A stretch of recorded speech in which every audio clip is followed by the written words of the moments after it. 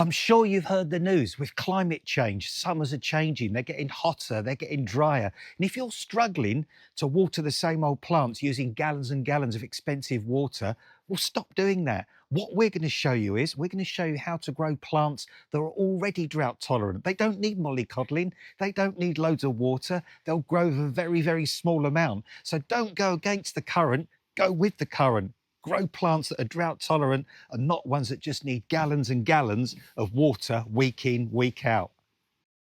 Some plants with hairy leaves, or trichomes as they're called, things like stachys, for example, and phlomis, they survive by actually being able to absorb the water using those hairs. Also, it protects them from the UV, and also it stops the water from evaporating from the leaves. So all those adaptations mean those plants can grow somewhere hot, dry and sunny, and they don't need watering, especially, as I said before, once they're established. Plants like Gora and Fennel, and indeed this Sephora microphylla, have really, really small leaves. Small leaves means less evaporation. Less evaporation means less watering. And a Sephora plant like this, once established in the garden, can survive with just rainfall alone. In really, really wet areas, you have great big leaves, like in tropical rainforests, but in drier areas, these much, much smaller leaves are a brilliant adaptation to reduce the need for watering and make the plant much, much more drought tolerant. But you can still have a beautiful plant like this in your garden, even when it's dry, hot and sunny.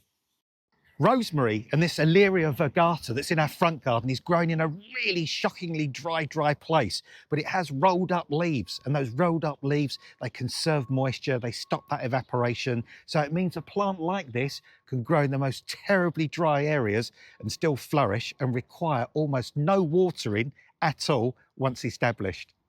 Silvery leaf plants like lavenders and eryngiums and ericeums, they actually reflect the sun, so they don't actually get so dried out, and it protects them.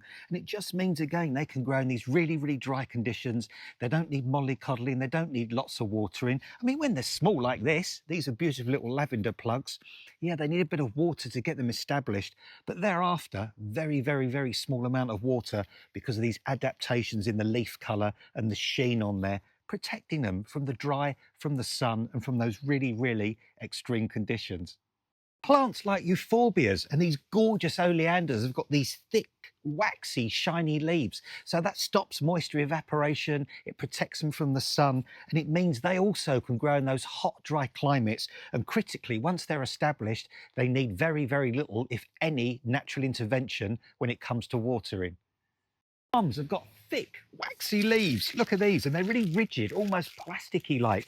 These aren't going to lose moisture. These will take full sun. These will take really, really dry conditions because they're adapted to it. I barely water these as well, but year on year, they just get bigger and bigger. And I've got lots of these, and they're even hardy and tough during the winter time as well. Aloes, sedums, and indeed this agave are super drought tolerant. I've had this plant for about 4 or 5 years. It's got these great big fleshy succulent like leaves. It's in a pot, and you know what? Honestly, I only water this 2 or 3 times a year during the growing season, but it battles on because it's so drought tolerant, and they even survive in the British winters, in all but the very coldest parts of the UK. So this type of plant is one of the ideal plants for the future, when water is going to be even more expensive and summers are going to be even hotter and drier than they are now.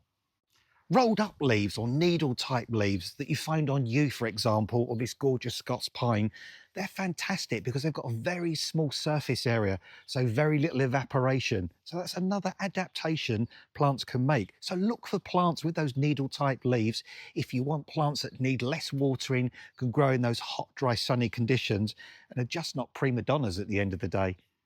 So in summary, future-proof your garden by selecting plants that are already drought tolerant, plants with waxy leaves, plants with rolled leaves, plants with hairy leaves, plants with silver leaves, plants with all those adaptations that can grow so easily without watering. So it means you can get rid of this.